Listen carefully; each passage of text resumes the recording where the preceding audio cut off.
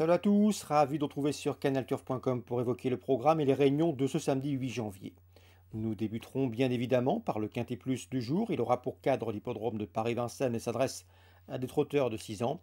Je vous indiquerai également mes préférés pour les deux temps forts de cette journée de samedi, à savoir le prix Émile Riotto qui donnera à son lauréat ou à sa lauréate un billet qualificatif pour le prix de Cornulier, et également le prix Gélinote, une épreuve de groupe 2 qui s'adresse aux pouliches de 3 ans et qui nous promet une nouvelle fois une belle explication entre les meilleurs de la promotion. Ensuite, j'aurai pas mal d'informations à vous transmettre concernant la Réunion 2 à Toulouse, où j'ai pu converser avec plusieurs entraîneurs y participant.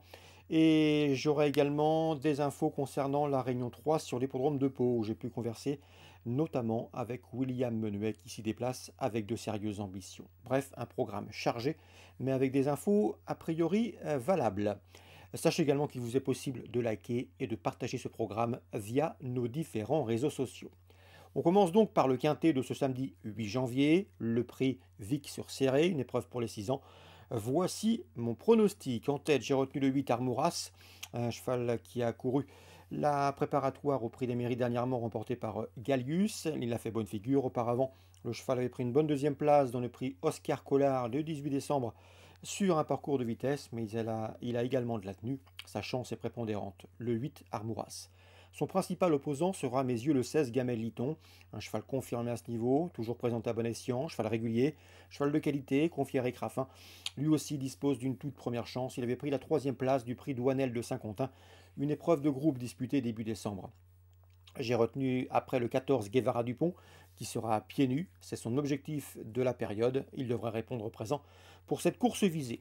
Le 5 Tabasco CD a terminé 3e du prix Oscar Collard derrière Armouras, mais également 7e du prix Douanel de Saint-Quentin derrière Gamel Liton. Donc les lignes sont intéressantes. On a retenu les deux autres en haut de notre pronostic. Donc le 5 Tabasco CD se tiendra en embuscade. Il peut venir corser les rapports de ce tiercé quarté quinté plus. Pour les places, je me méfierai du 4 Cyrano de B et du 6 Gin Tonic Duran, respectivement affichés 3e et 6e d'une course disputée dans une épreuve de même acabit le 1er janvier. Le 9 Rotate pour ses débuts à Vincennes le 19 décembre n'a pas démérité, se classant 3e d'une épreuve où Aura SC le 7 se classait 2e, donc la ligne semble intéressante pour ces deux chevaux. À mon avis, pour les places, ils sont compétitifs et ce jour-là, ils devançaient Gin Tonic Durand. Bref, on peut prendre ces chevaux pour les accessites, ils semblent se tenir d'assez près. En canon partant, je citerai le numéro 2, Uncle Toll. Résumé chiffré, mes deux bases, le 8 et le 16. Ensuite, le 14 que je placerai en 3e position. Et pour les accessites, c'est plus ouvert, c'est plus touffu. Il faut à mon avis faire confiance au 5, au 4, au 6, au 9 et au 7. Résumé chiffré, 8, 16, 14 et 5, 4, 6, 9 et 7. Suite du programme, le prix Émile Riotto, je vous le disais, cette course permet à son lauréat, ou à ce lauréat d'ailleurs, de s'adjuger un visa pour le prix de Cornulier qui aura lieu le 23 janvier. Dans cette épreuve, je pense que le 11 Hirondelle du Rib, le 411 Hirondelle du Rib, va s'imposer. C'est une très bonne jument. Elle avait remporté l'an dernier le prix du président de la République. Elle dominait ce jour-là 5 de ses adversaires du jour. Elle doit pouvoir s'imposer. Elle a de la tenue, elle est dure, elle est forte, elle a été préparée pour ce rendez-vous. Et elle devrait pouvoir courir le prix de Cornulier dans 15 jours. D'ailleurs, Joël Allais, son entraîneur, n'est pas... a déjà bien fait avec un 5 ans dans le prix de Cornulier, avec notamment Kaiser Tro, ou encore Juan Durib, des 5 ans qui ont remporté le prix de Cornulier avec la manière. Dans cette épreuve, ses principaux rivaux devraient être le 9, Boléro-Gard, qui vient de s'adjuger un groupe 3 fin décembre sous la selle. D'ailleurs, Boléro-Gard compte déjà 3 succès en seulement 5 sorties autres montées. Et le numéro 2, Ianmi, un cheval de qualité qui est venu tardivement sous la selle, mais pour son unique sortie autre montée, il a très bien fait, laissant une excellente impression en s'imposant fin novembre sur la petite piste. C'est un cheval qui peut bien faire également sur la grande. Le 411, 409, 402, mes 3 préférés pour ce prix Émile Riotto. Dans le prix Gélinote, groupe 2 pour les pouliches de 3 ans, le 507 Jamaica Turbo, invaincu en 3 courses courues, récente lauréate du prix de mai, tentera de confirmer, elle en a a priori l'étoffe. À ses principales opposantes, le 11 Jazzy Perrine et le 9 Jet Bond, ces dauphines ce jour-là, affichées 2e et 3e. Le 2 Jérusalem se classait 4e, elle manque de métier mais elle monte en puissance. Et je rachèterai bien volontiers Le 8, Just Love You, qui ce jour-là a été retardé par une faute en début de parcours, mais elle avait bien suivi en retrait pour se classer 5e. Elle peut, à mon avis, prendre sa revanche. Donc en résumé chiffré, dans la 5e, j'aime beaucoup le 7, le 8, le 9 et le 11. Et en léger retrait, le numéro 2, Jérusalem. Concernant Toulouse maintenant, Réunion 2, dans la première, sachez que Julien Foin est confiant avec le 103 Ikem Narcisse, un poulain qu'il aime beaucoup. Ici, c'est un cheval qu'il aime beaucoup, le cheval à 5 ans.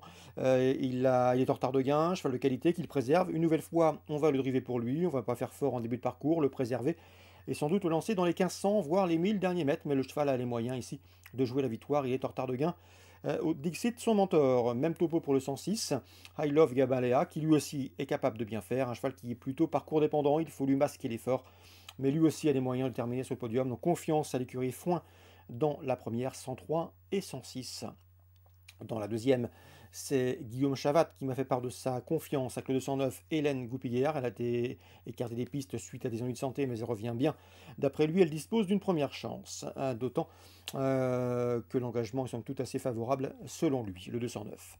Concernant PM Manceau, Pascal Maurice Manceau, le 310 Harkonnen est un cheval qu'il aime beaucoup. Il m'en a parlé en bien. C'est un cheval qui, à mon avis, peut prendre pas mal d'argent au cours de l'hiver, notamment à Toulouse ou à Bordeaux en janvier et février. À mon avis, on peut prendre un abonnement sur ce 310 Harkonnen. Avis aux amateurs de jeux simples gagnants placés. A noter que le cheval sera plaqué des antérieurs. La quatrième, Julien Foin confiant que le 402 Gentleman Smart. C'est logique, le cheval reste sur de bonnes sorties. Il est resté au mieux, il a un bon numéro derrière la voiture. Sa chance est également considérable. Concernant la quatrième toujours, sachez que Bruno Valacker, lors d'une récente interview, m'a parlé en bien du 403 Galliano du Bocage, un cheval assez athlétique, un cheval de qualité, qui selon lui doit pouvoir bien faire dans ce genre de tournoi. Donc deux informations recueillies auprès des pros, le 2, Gentleman Smart, et le 3, Galliano du Bocage. Concernant Richard Joly, il est basé, comme vous le savez, dans l'ouest du pays. Il effectue un long déplacement à Toulouse pour présenter le 705 Iroise de Lavaux, qu'il aime bien. Il m'en avait parlé en bien. C'est une jument qui progresse, qui va, à mon avis, s'étoffer et s'améliorer au fil du temps. Ici, l'engagement est bon.